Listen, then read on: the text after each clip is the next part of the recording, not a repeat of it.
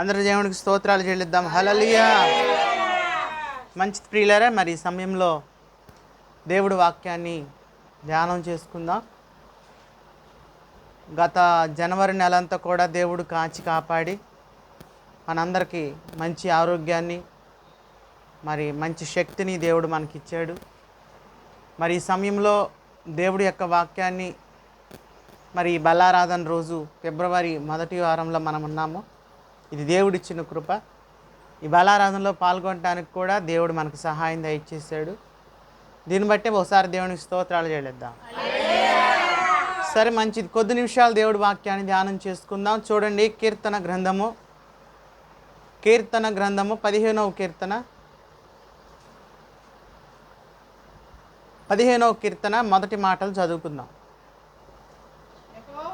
యెహోవా నీ గుడారంలో అతిథిగా ఉండదగిన వాడెవడు? నీ పరిశుద్ధ పర్వతము మీద నివసింపదగిన వాడెవడు? చాలు ప్రార్థన చేసుకుందాం. మహాపరిశుద్ధుడు, మహోన్నతుడు, సర్వాధిపతి అయిన మా తండ్రి, నీ కొందనాలు. ఈ వాక్యం అనేది కూర్చున్నవారు నీ బిడ్డలు, నిలబడుతున్న నీ దాసుడిని నీ నామ మహిమ కొరకు మీరు వాడుకొని దీవించి బలపరచమని యేసు నామమును బట్టి వేడుకుంటున్నాం తండ్రి. హల్లెలూయా. ప్రియమైన దేవుని పిల్లలారా, పరిశుద్ధ లేఖనంలో ఒక మాట మనం చదువుకొని ఉన్నాం. మనందరికీ ఉన్నటువంటి ఒక పెద్ద ప్రశ్న, అందరికీ ఉన్నటువంటి పెద్ద ప్రశ్న ఏంటంటే, మనం బయటికి చెప్పుకోం కానీ అందరికీ ఉన్న ప్రశ్న అది. ఏంటి ఆ ప్రశ్న అంటే, నేను పరలోకం పోతానా పోనా అన్నది. ఒకవేళ వెళ్తే నిజంగా అంత నాకు ఉందా అనుకోవట్లేదా జనం? ఎవరైనా అనుకుంటారు. ఎంత గొప్ప విశ్వాస అయినా, ఎంత రెవరెండ్ పాస్టర్ అయినా ఏమనుకుంటారంటే, నేను పరలోకం పోతానా పోనా. క్లారిటీగా చెప్పిన వాళ్ళు లేరు, అనుమానం మాత్రం చాలా ఉంది. నేను ఇంక వెళ్ళిపోతానని సర్టిఫికెట్ ఇచ్చేవాళ్ళు 100% లేరు. ఎందుకంటే ప్రస్తుత పరిస్థితులను బట్టి ఏదో ప్రార్థనకు వస్తున్నాం పోతున్నాం కానీ వెళ్ళి అంత ఉందా అని డౌట్ ఉంది జనాలకి. మరి పోగలం అంటానికి రుజువేటి? ఎలా ఉంటే మనం ఆడికి పోగలం? హల్లెలూయా. ఇప్పుడు ఒక రైలు ఎక్కాలంటే మనకి ఏం కావాలి? టికెట్ కావాలి. అట్లాగే ఒక హోటల్కి వెళ్ళి భోజనం చేయాలంటే అది కూడా టోకెన్ తీసుకోవాలి. సినిమాకి వెళ్ళాలంటే టికెట్ కావాలి. దేనికైనా సరే ఒక అర్హత అనేది ఉంది. మరి దేవుడి రాజ్యానికి వెళ్ళాలంటే ఏం కావాలంటే దానికి కూడా చాలామంది ఏమంటారంటే, బాప్తీసం అనే టికెట్ ఉంటే సరిపోద్ది అంటారు. బాప్తీసం టికెట్టేలే కానీ ఇవాళ తీసుకున్న బాప్తీసం రేపు నువ్వు వెళ్ళే నాటికి పని చేస్తుందా? టికెట్ ఈరోజు తీసుకున్నా నేను రైలు ఎక్కడానికి, ఎల్లుండి పోతానంటే కుదిరిద్దా? తీసుకున్న రోజే వెళ్ళిపోవాలి. బాప్తీసం తీసుకుని ఎమ్మటి చచ్చిపోతే పరలోకం దొరుకుద్దేమో కానీ అది సావాలని చస్తే కాదు, దేవుడు తీసుకుంటే. ఎన్నాళ్ళు గడిచాక నాకు ఆ టికెట్ పని చేస్తుందంటే సరిపోయేది కాదు. ఎందుకో తెలుసా? బాప్తీసం తీసుకున్నప్పుడు బాగానే ఉంటుంది, తీసుకున్నాక చచ్చే వరకు మధ్యలో ఉన్న గ్యాప్లో నువ్వేం చేస్తున్నావు అనేది లెక్కకు రావాలి. అప్పుడు పరలోకం నువ్వు వెళ్తావా వెళ్ళవా అనేది నిర్ణయించేది ఎవరు? దేవుడు మాట. అయితే దేవుడి రాజ్యానికి వెళ్ళాలి అంటే, దేవుడి సన్నిధికి చేరుకోవాలి అంటే, దేవుడి యొక్క ఇంట్లో మనం నివాసం ఉండాలంటే, ఆయన ఇంట్లో మనం చుట్టంగా చేరాలి అంటే ఏం చెయ్యాలి? వాక్యం చెప్తుంది. దేవుడు అంటున్నాడు, నరులారా తిరిగి రండి, ఆయన సెలవిస్తున్నాడు. మనల్ని పంపించింది ఎవరు? దేవుడే. మళ్ళీ మనల్ని పిలిచేది కూడా దేవుడే. అందుకే మనల్ని ఎప్పుడు పిలిస్తే అప్పుడు వెళ్ళిపోవటానికి సిద్ధంగా ఉండాలి. అయితే ఆయన ఇంటికి తీసుకెళ్ళి మనల్ని పెట్టుకోవాలి, లేకపోతే ఆయన ఇంటికి, దేవుడి పరలోకానికి మనం అతిథులుగా వెళ్ళాలి. దేవుడి రాజ్యంలో మనం నివాసం చెయ్యాలి అంటే దానికి కూడా మనకి కొన్ని అర్హతలు ఉన్నాయి. బాప్తీసం ఒక్కటే కాదు, బాప్తీసం అనేది ఎందుకంటే పాస్. బాప్తీసం అనేది ఏంటంటే పాసు. కానీ అక్కడికి వెళ్ళాక క్వాలిఫికేషన్ అవ్వాలి. బాప్తిసం అనేది మనకి వెళ్ళటానికి పర్మిషనే, కానీ అక్కడికి వెళ్ళాక అర్హతలు అన్నీ గట్టిగా ఉంటేనే దేవుడు రాజ్యానికి చేర్చుకుంటాడు. హల్లెలూయా. బాప్తిసం అనేది ఏంటంటే నువ్వు సెలెక్ట్ అయ్యావు పరలోకానికి అంటానికే గుర్తు. కానీ అక్కడికి వెళ్ళాక పరలోకానికి మనం వెళ్ళాలంటే కొన్ని యోగ్యతలు కావాలి. పరలోకం ప్రతి వాళ్ళు ఏమంటారంటే పరలోకం పోతానా లేదా అనే డౌట్ అందరికి ఉంటుంది, కానీ నేనైతే దేవుడి మీద విశ్వాసం ఉన్నాను, దేవుడు వస్తే నేను రెడీ అన్న మాట మాత్రం అందరూ చెప్తారు. మరి పోయేది ఎంతమందో తెలవదు, ఉండేది ఎంతమందో తెలవదు. కానీ అర్హతలు ఏంటంటే ఇక్కడ దావీదు అంటున్నాడు, యెహోవా నీ గుడారములో అతిథిగా ఉండదగిన వాడెవడు.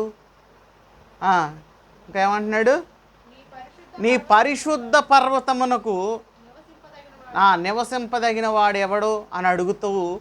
అసలు పరలోకం వెళ్ళాలంటే, ఆ రాజ్యాన్ని మనం చేరుకోవాలి అంటే, ఆయన పరలోకంలో మనం ఆయనతో కలిసి ఉండాలంటే చాలా యోగ్యతలు ఇక్కడ చెప్తున్నాడు. అందుట్లో మొట్టమొదటి యోగ్యత ఏంటంటే ఏమంటున్నాడు, చదవండి ఆ వాక్యంలో, చదవండి అమ్మ కిందకి. యెహోవా నీ గుడారంలో అతిథిగా ఉండదగిన వాడెవడు, నీ పరిశుద్ధ పర్వతమునకు నివసింపదగిన వాడెవడు, యథార్థమైన ప్రవర్తన కలిగి. చాలు చాలు చాలు చాలు. ఏమంటున్నాడండి మొట్టమొదటగా, ఇప్పుడే కదండి అంది, గుడారంలోకి వెళ్ళాలంటే, దేవుడి రాజ్యానికి చేరుకోవాలంటే, ఆయన రాజ్యంలో మనం నివసించాలంటే, ఆ పర్వతం మీద మనం, ఆ సియోను పర్వతం మీద మనం నివాసం చేయాలంటే మొట్టమొదటగా ఏం కావాలంటే యథార్థ ప్రవర్తన అంట. ఏం ప్రవర్తన అండి? యథార్థ ప్రవర్తన. యథార్థ ప్రవర్తన అంటే ప్రవర్తనలు చాలా ఉంటాయి. ఏమంటాం, నీ ప్రవర్తన నాకు నచ్చలేదు, హల్లెలూయా, నీ ప్రవర్తన నాకు నచ్చింది, ఇదేదో తేడాగా ఉందే. ఈ మాటలు మాట్లాడేది మొత్తం మనమే. యథార్థ ప్రవర్తన అంటే ఏంటి? యథార్థ ప్రవర్తన ఎవడికి తెలీదు. అన్ని ప్రవర్తనలు కనిపెడతంలో కుక్కేలా పసిగడతారు, కానీ యథార్థ ప్రవర్తన అనేది మానవుడు పసిగట్టలేడు. హల్లెలూయా. ఈ దారిని ఎందుకు పోతున్నాడో తెలుసా, ఆడి ప్రవర్తన నాకు తెలుసులే అనేవాళ్ళు చాలా మంది ఉంటారు, కానీ యథార్థంగా ప్రవర్తిస్తున్నారని చెప్పేవాడు ఉండడు. ఎందుకంటే మన కళ్ళు చెడు మీదకి వెళ్తాయి కానీ మంచి మీదకి వెళ్ళవు కాబట్టి. హల్లెలూయా. అంటే యథార్థ ప్రవర్తన అంటే అది ఎలా ఉంటుంది? పాపం ఆదివారం వచ్చింది, బల్లారాధన వచ్చింది, చక్కగా తెల్లని బట్టలు వేసుకొని బైబిల్ తీసుకొని రోడ్డు నత్తుంటే ఇదేనా యథార్థ ప్రవర్తన అనుకుంటారేమో జనం, కానీ కానే కాదు. హల్లెలూయా. ఉపవాసం ఉండి గుళ్ళో కూర్చొని కుర్రో మొర్రో అని కాసేపు ఏడుచుకొని కళ్ళు తుడుచుకొని ఇంటికి పోవటం యథార్థ ప్రవర్తన కాదు. పాస్టర్ గారిని మెప్పియటానికి ₹1000 దశమ భాగం ఇచ్చి, అయ్యగారు ప్రార్థన చేయండి, సంఘంలో ఎవడీ లేదు నేనే ఇచ్చానని చెప్పుకునేది యథార్థ ప్రవర్తన కాదు. వాస్తవాలు ఇవన్నీ. మరి ఇంక యథార్థ ప్రవర్తన అంటే ఏమిటి? నేను చెప్తున్నాను నేనండి. యథార్థ ప్రవర్తన అంటే ఏమిటంటే, పరలోకానికి పోవాలంటే మొట్టమొదటి అర్హత ఏంటి? యథార్థ ప్రవర్తన. ఇప్పుడే కదండి మీరు వింటున్నారు. హల్లెలూయా. యథార్థ ప్రవర్తన అంటే ఏమిటంటే, మనందరూ తెలిసిన ఆయన బైబిల్లో ఒక ఆయన ఉన్నాడు. ఎవరు ఈయనంటే భక్తుడైన యోబు. ఏం పేరండి? యోబు. యోబు గురించి యోబు గ్రంథంలో రాయబడిన, చదవవసరం లేదు, రాయబడిన మాట ఏంటంటే, ఊజు దేశమందు యోబు అని ఒక భక్తిపరుడు కలడు. అతడు ఎలాంటి వాడంటే యథార్థవంతుడు. ఎలాంటి వాడు అంటే అండి, యోబు యథార్థవంతుడా కాదా? యథార్థవంతుడే. యథార్థవంతుడు అంటే అర్థం ఏమిటి అన్నదానికి చెప్తున్నా నేను. ఎలా యథార్థవంతుడు? ఆయన ఉదయాన్నే లేచి దేవుడికి ఏం చేసేవాడు? ప్రార్థనలు చేసేవాడు, బలియాగమో చేసేవాడు, బలియాగం చేసేవాడు, ప్రార్థన చేసేవాడు, దేవుడి సన్నిధిలో చాలా భక్తిగా ఉండేవాడు. ఒక్కరోజు కూడా మిస్ అయ్యేవాడు కాదు ప్రార్థన. దేవునికి స్తోత్రం. ఒక్క పూట కూడా మిస్ అయ్యేవాడు కాదు. ప్రార్థన బాగా చేసుకునేవాడు. చూసేవాళ్ళకి ఎలా కనపడేవాడంటే భక్తిగానే కనపడేవాడు. హల్లెలూయా. భక్తిగానే నివసించేవాడు. ఈరోజు చూడటానికి చాలా మంది భక్తులు ఉన్నారు. ఈరోజు ఉన్నారా లేరా? ఉన్నారు. హల్లెలూయా. వీళ్ళు సూపులకే భక్తులు. ఏం భక్తులు వీళ్ళు? చాలా భక్తులు.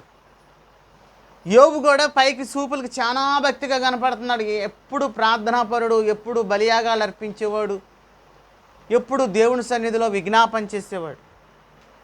ఇది భయ్ మనం ఆలోచన చేస్తే దేవుడు యోబుని గురించి ఏమంటున్నాడంటే, నువ్వు నా భక్తుడైన యోబు సంగతి ఆలోచించావా?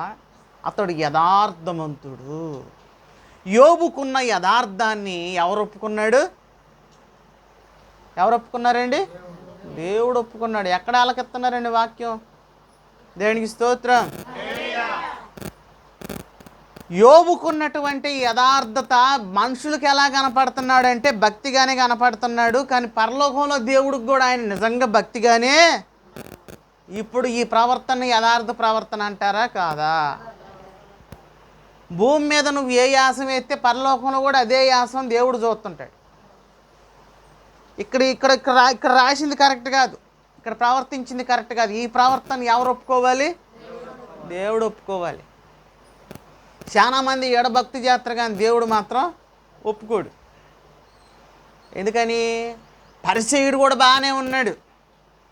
బాగా తెల్లని బట్టలేసి బాగా స్నానం చేసి మంచి ప్రార్థనా పరుల్లో వచ్చి ప్రార్థన చేస్తున్నాడు. కానీ దేవుడు ఆ ప్రార్థన వింటున్నాడా? వింటలేదు. ఎందుకు వింటలేదు? ఆడసలు యథార్థవంతుడు కాదు. సూపులకి ఎట్ట కనపడుతున్నాడు?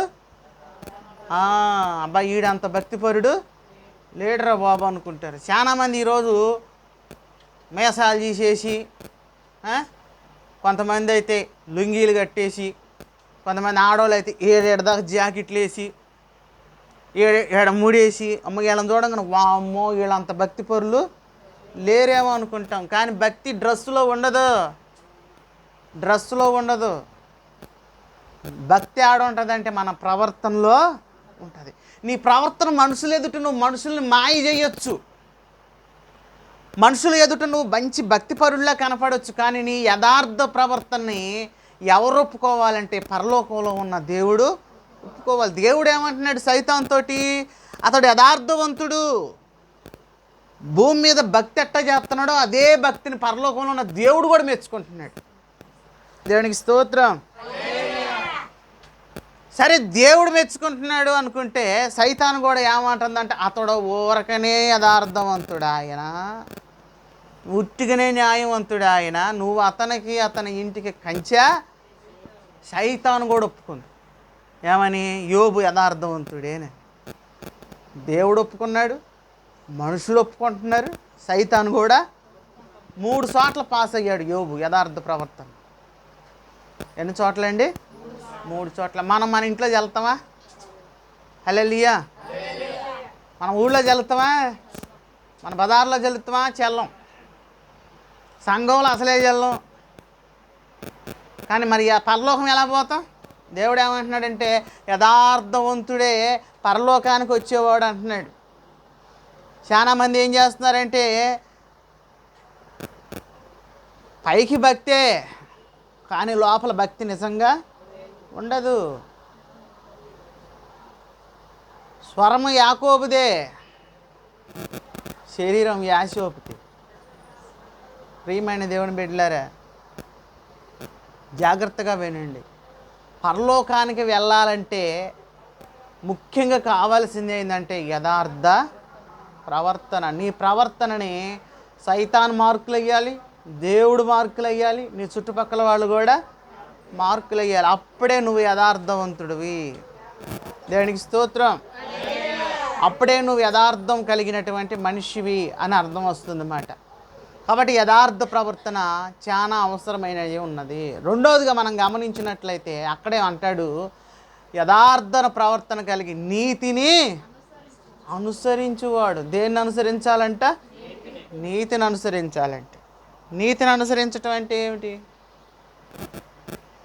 అవును, నీతి మార్గాన్ని మనం ఏం చేయాలి? అనుసరించాలి. నీతి అంటే నీతిగా బతికే మార్గాలు మనం నడిచి ఎంచుకొని పోవాలి. నీతిని అనుసరించి నడుచుకోవాలి. నీతిని అనుసరించుకోవటం అంటే అది ఎలా ఉంటుంది? దేవునికి స్తోత్రం కలుగును గాక. నీతి మార్గం అంటే అది ఎలా ఉంటుంది? నీతిని అనుసరించి నడుచుకోవటం అంటే ఎలా ఉంటుంది? లోకం నడిచినట్టు కాకుండా లోకానికి మీరు వేరే జీవించాలి. దాన్నే నీతి అంటారు.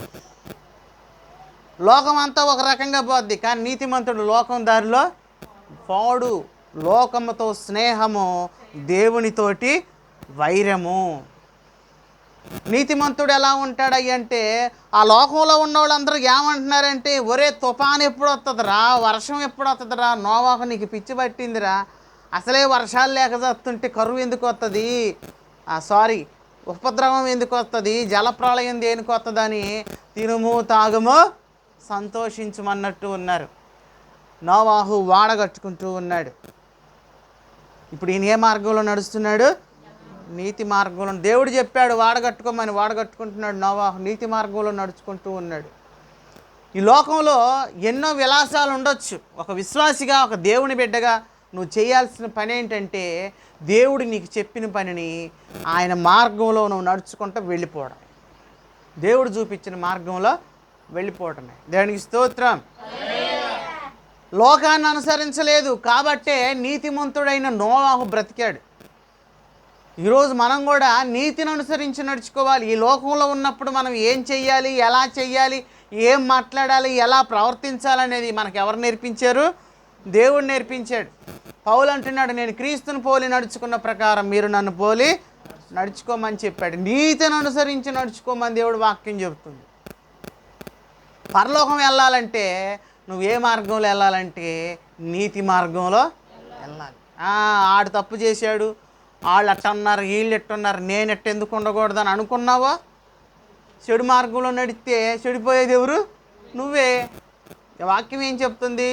దుష్టుల ఆలోచన చొప్పున నడువక, పాపుల మార్గముల నిలవక, అపహాసికులు కూర్చుండు చోటును కూర్చుండు. పాపుల మార్గంలో నడిస్తే నష్టపోయేది నువ్వే.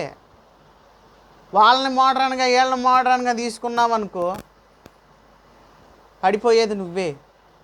కాబట్టి నీతిని అనుసరించి నడుచుకోవాలి. నీతిని మనం అనుసరించాలి.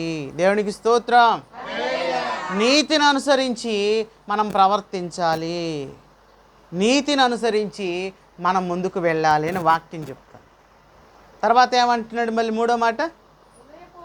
హృదయపూర్వకముగా నిజమో పలుకువాడే. అస్సలు ముఖ్యమైనది ఇదేనండి. ఏం చెయ్యాలంటే, ఏ మాట పలికినా హృదయపూర్వకంగా ఏం పలకాలంట? నాలా తప్పు ఉంది, దాచి పెట్టకూడదు. చెప్పాల్సిన కాడ చెప్పేయాలి, యథార్థంగా చెప్పాలి, దాచుకొని మాట్లాడకూడదు. నిజం పలకాలి, అబద్ధాలు పలకటం కాదు. దేవునికి స్తోత్రం. కానీ ఈ రోజుల్లో అబద్ధాన్ని కూడా ఎలా చెప్తున్నారు? అర్థం కన్నా గట్టిగా చెబుతున్నారు. అబద్ధాలని నమ్మేవాళ్ళు ఈరోజు సమాజం. ఈరోజు అబద్ధానికి ఉన్నంత పవర్ నిజానికి లేదు. కానీ ఒకటి మాత్రం గుర్తుపెట్టుకోండి, అబద్ధం ఊరంతా తిరిగి వచ్చేలోపు నిజం ఇంకా చెప్పుల దగ్గరే ఉంటుందంట.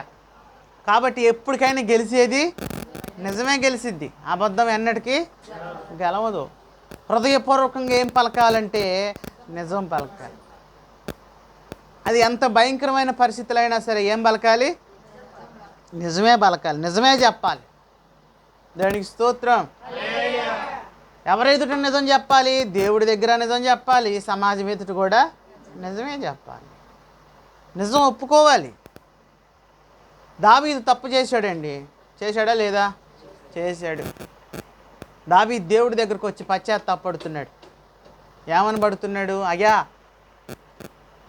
నా పాపం పోవునట్టు నన్ను కడుగుము, హిస్సోపుతో నన్ను తెల్లగా కడుగుము అని పరుపు కొట్టుకుపోయేంత ప్రార్థన దావీదు చేశాడు. ఏడ్చాడు దావీదు, ఏడ్చి ప్రార్థన చేశాడు దావీదు.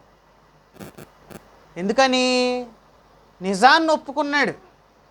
ఈరోజు చాలామంది దేవుడి దగ్గరికి వస్తున్నారు కానీ చేసే తప్పులు మాత్రం దేవుడి దగ్గర కూడా యథార్థంగా ఒప్పుకోరు. మనుషుల దగ్గర కాదు, దేవుడి దగ్గరే ఒప్పుకోరు. దేవుడి ఎదురుకు వచ్చి, ప్రభువా నేను తప్పు చేస్తున్నాను, నేను తప్పు అంటే పాపం చేయడమే తప్పు కాదు, ఆజ్ఞ అతిక్రమమే పాపం. నేను తప్పు చేస్తున్నానయ్యా, ఇన్నాళ్ళ నుంచి నువ్వు పనికి వెళ్తున్నావు, వస్తున్నావు, పోతున్నావు, దశంభాగం ఇస్తున్నావా, అది పాపం కదా. మరి దేవుడి దగ్గర ఒప్పుకుంటున్నావా, అయ్యా నేను తప్పు చేస్తున్నానయ్యా, నేను ఇయ్యలేకపోతున్నాను, ఇచ్చే మనసును నాకు దేవుడు దయచేయి తండ్రి అని ఎప్పుడైనా ప్రార్థన చేస్తున్నావా? హల్లెలూయా. ఆజ్ఞ అతిక్రమమే. ఆదివారం నాడు ప్రార్థన ఇంకోటి పోతున్నావు, పాపం కదా. మరి దేవుడి దగ్గర ఒప్పుకుంటున్నావా, అయ్యా నేను తప్పు చేస్తున్నానయ్యా, నాకు క్షమించయ్యా, మళ్ళీ ఎలాంటి తప్పు చేయకుండా నాకు బుద్ధిని పుట్టించయ్యా. దేవుని స్తోత్రం. నిజం పలకాలి, అబద్ధం ఆడకూడదు. హల్లెలూయా. అబద్ధికుడు పరలోక రాజ్యమున చేరలేడు. అబద్ధాలు చెప్పేవాళ్ళు పరలోక రాజ్యాన్ని చేరలేరు.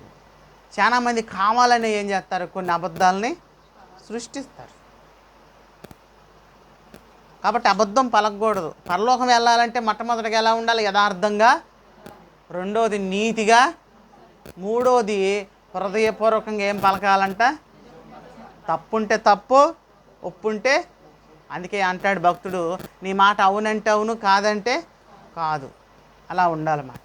దేవుని స్తోత్రం. ఇప్పుడు మనం 3 తెలుసుకున్నాం. 4గో మాట ఏమంటున్నాడో చూడండి. పరలోకం పోవాలంటే క్వాలిఫికేషన్లు చెప్తున్నాడు. 4గో మాట, అట్టివాడు నాలుకతో ఏం 4గోది ఏంటంటే కొండెములో అంటే కొండెం అంటే ఏంటి? ఇక్కడ చెప్పాల్సిన మాటలు ఎక్కడ, అక్కడ చెప్పాల్సిన మాటలు అక్కడే. దేవుని స్తోత్రం. పాస్టర్ గారు వందనాలండి, అదండి ఇదండి ప్రార్థన అండి, అట్టండి ఏంటండి. వీడు పోయే గాలులు వచ్చారనుకో, ఏంది ఎట్టుంది నీ వ్యాపారం, నీ కథ ఏంది, నీ చరిత్ర ఏంది, మళ్ళీ అడిదిరిగి అటే మాట్లాడతారు, ఇటు అయ్యగారితో ఇటే మాట్లాడతారు. ఇక్కడ చక్కగా పాటలు పాడతారు, చేల్లో పోయే సినిమా పాటలు పాడతారు. ఒక ఇంట్లో ఉన్నారంటే లాభం వస్తుందంటే అత్తకు వాళ్ళకి ముడిపెట్టేస్తారు, తగద పెట్టేస్తారు అంతే. ఆమెకు గిట్టదంటే ఆమెకు చెప్పాల్సిన మాటలు ఆమెకు చెప్తారు, ఈమెకు చెప్పాల్సిన మాటలు ఏమకు చెబుతారు. ఇట్లాంటి వాళ్ళు ఏమంటారు? కొండెగాళ్ళు, కొండెములు పెట్టేవాళ్ళు. కొండెం అంటే ఏంటంటే కుర్లు పెట్టేవాళ్ళు, తగాదులోళ్ళు. పైకి కనపడరు కానీ చాలా డేంజర్ మాటలు. దేవునికి స్తోత్రం. అందుకే హిందూ చరిత్రలో, హిందూ గ్రంథాల్లో ఆయనకు పేరుంది. బ్రహ్మపుత్రుడైనటువంటి నారద మహర్షిని ఏమంటారో తెలుసా? పుర్లు పెట్టేవాడు అంటారు. నిజమే, అలాంటి నారదులు ఆయన అనుకుంటున్నాం కానీ ఇంటికి ఒక నారదులు ఉన్నారు ఈరోజు, చాలామంది ఉన్నారు. దేవుని స్తోత్రం. పుర్లు పెడతంలో వీళ్ళు దిట్ట. యేసు రక్తమే జయం. దేవుని స్తోత్రం. ఎందుకు? లేనిపోయిన అనుమానాలని సృష్టిస్తారు, లేనిపోయిన వాటిని సృష్టించి అసలు నిర్మలంగా ఉన్న వాళ్ళకి కూడా ఏం పెడతారు? పురి పెడతారు. హల్లెలూయా. కాబట్టి కొండెమలాడకూడదు. కొండాలంటే అవతలోళ్ళు మనకి ఎన్ని చెప్పినా మనం వాళ్ళకి పురులు పెట్టే వ్యక్తులుగా ఉండకూడదు. మనం ఎక్కడెందు అక్కడే మర్చిపోవాలంటే, ఎక్కడెందు అక్కడే మర్చిపోవాలి. భార్యాభర్తల మధ్యలో ఎన్నో సమస్యలు ఉంటాయి. భర్త పక్కన చేరి కొంతమంది, భార్య పక్కన చేరి కొంతమంది, అటు జారేసి కొంతమంది, ఇటు జారేసుకొని వాళ్ళిద్దరు పురు పెట్టావు అనుకో, రేపు వాళ్ళిద్దరూ ఒకడవుతారు. పురు పెట్టిన వాళ్ళు పాడవుతారు. కాబట్టి అలాంటి పనులు మనం ఎన్నడూ కూడా చేయకూడదు. అసలు ఆ వ్యాపారమే పెట్టుకోకూడదు. యేసు రక్తమే. నరుగు మీద నలుగురు కూర్చుంటే లేనాం గురించే వస్తుంది. ఏంటి చరిత్ర, ఏంటి అన్ని పుర్లు పెట్టుకునే వ్యవహారాలు. యేసు రక్తమే. హల్లెలూయా. నేను విజయవాడలో అద్దెకుంటాను, మీకు తెలుసు కదా. మా ఇంటికి ఎదురుగా ఒకళ్ళు తీసుకొని సైకిల్ పెడుతున్నారు. సైకిల్ పెడుతుంటే నేను సైకిల్ తీసి పక్కన పెట్టుకోండి, అక్కడ చెత్తపడి కుక్కలు ఎరుగుతున్నాయి, నాకు చేతరేస్తుందన్న. మరి మీ ఇంటి పక్క వాళ్ళు సామానం అయ్యి నీ ప్లేస్లో పెడుతున్నారు అంటే, నేను ఉండే నా పక్క ఇంటి తోటి, అమ్మ నా ఇష్టం అది, నేను ఏదన్నా చేసుకుంటాను, నాకు ఆ సైకిల్ అక్కర్లేదన్న. స్వతంత్రంగా చెప్పాను, వచ్చేసాను. కరెక్ట్గా పోయి ఆ సైకిల్ గల్లోళ్ళకే చెప్పింది. పాస్టర్ గారు మిమ్మల్ని ఎట్టాగా అన్నాడని. వచ్చి నన్ను అడిగింది. ఇప్పుడు నేను అన్నానే అనుకో, తీసుకెళ్ళి డైరెక్ట్గా ఆమెకు చెప్పాలా? నేను ఉండాను ఏంటి మాట చెప్పావు, మళ్ళీ వాళ్ళు ఫీల్ అయ్యారని అంటే, నువ్వు అన్నదేగా నేను అన్నది, నువ్వు అన్నది నేనేమైనా అన్నానా అంటుంది. నాకు అర్థమైంది ఏంటో తెలుసా, ఎట్లాంటి ఆమెతోటి ఇంకెప్పుడు ఏం కూడా చెప్పకూడదు. స్వతంత్రంగా ఏదో అంటాం, ఆమె ప్రవర్తన నాకు నచ్చట్లేదని. నీ ప్రవర్తన నచ్చట్లేదంట ఆయన చెప్పిండని డైరెక్ట్గా చెప్పింది. నేను అడిగితే ఇచ్చే సమాధానం ఏంటో తెలుసా, నువ్వు అన్నదే నేను చెప్పింది. నేను నిన్ను ఆడ చెప్పమన్నానా? ఏసు రక్తమే. అప్పుడు నాకు చిన్న షాక్తోనే గుర్తుకొచ్చింది ఏంటో తెలుసా, ఈమెతో మాట్లాడేటప్పుడు ఇట్లాంటి వాళ్ళు చాలా మంది ఉన్నారు. అవసరమైతే మన మీద డబల్ తగాది ఆడతారన్నమాట, పెట్టాల్సిన కాడ పెట్టేస్తారన్నమాట. కాబట్టి జాగ్రత్తగా ఉండాలి, కొండెములు ఆడకూడదు. తర్వాత 4వ 5వది, తన చెలికానికి కీడు చేయడు. ఏం చేయకూడదట? కీడు చేయకూడదట. 5వది నింద కీడు చేయకూడదు, నింద మోపకూడదని వాక్యం చెబుతుంది. కీడంటే ఏంటి? ద్రోహము చేయకూడదు. దేవునికి స్తోత్రం. తర్వాత నిందని మోపకూడదు. హల్లెలూయా. తర్వాత అమ్మ, అతని దృష్టికి నీచుడు అసహ్యుడు, అతను యెహోవా యందు భయభక్తులు గలవారిని సన్మానించును. అతడు ప్రమాణము చేయగా నష్టము కలిగినను మాట తప్పడు. దేవునికి స్తోత్రం చెల్లిద్దాం. నష్టం కలిగిన ఏం చేయడంట? మాట తప్పడంట. ఏమండి, ఇలా ప్రార్థనకు వచ్చి ఎంతమంది మాట తప్పేవాడు?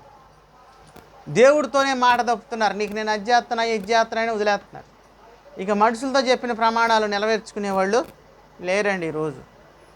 ఇన్ని యోగ్యతలు కలిగి ఉంటేనే వాళ్ళు దేవుడు గుడారంలోకి, దేవుని పర్వతానికి వెళతారట. మన బైబిల్ అంతా చదవవసరం లేదు. ఇది ఈ వాక్యం చదువుకోండి, ఇంటికి పోయి ఈ 15వ కీర్తన చదువుకోండి. ఆ పనులను నువ్వు కరెక్ట్గా చేసావంటే చెప్పే నేనన్నా రాకపోవచ్చున్నావు, కానీ చదివి నువ్వు పాటిస్తే నువ్వు వెళ్ళిపోతావు పరలోకానికి. ఎందుకంటే పరలోకం వెళ్ళాలంటే అర్హతలు ఏంటంటే ఇక్కడ బైబిల్లో రాయబడ్డాయి. యెహోవా నీ గుడారముకు అతిథిగా ఉండదగిన వాడెవడు, నీ పరిశుద్ధ పర్వతమును నివసింపదగిన వాడెవడు. అప్పుడు చెప్పుకొచ్చాడు ఈ యోగ్యతలన్నీ, వరుసగా చెప్పుకొచ్చాడు. ఈ యోగ్యతలన్నీ నీ దగ్గరుంటే, నా దగ్గరుంటే, ఎవరైనా ఒకటే, పరలోకం డైరెక్ట్గా వెళ్ళిపోతాం. ఒకడు మనకు సర్టిఫికెట్ ఇవ్వాల్సిన అవసరం లేదు మాట. ఇవన్నీ మన దగ్గర ఉన్నాయా, మనం వెళ్ళగలుగుతామా అని ఆత్మ పరిశీలన చేసుకొని ముందుకు కొనసాగాలని ప్రభు పేరిట మనం చేస్తూ నా మాటలు ముగిస్తున్నాను. దేవుడు మిమ్మల్ని దీవించును గాక. ప్రార్థన చేసుకుందాం. పరిశుద్ధుడా, మహోన్నతుడైన తండ్రి, వాక్యాన్ని బట్టి బిడ్డలను దీవించండి, ఆశీర్వదించి బలపరచండి. నీ నామానికి మహిమ ఘనత ప్రభావం తెచ్చుకొని దీవించి బలపరచమని యేసు ఉన్నతమైన నామాన్ని బట్టి వేడుకుంటున్నాం తండ్రి. ఆమేన్. హల్లెలూయా. అందరికీ వందనాలండి.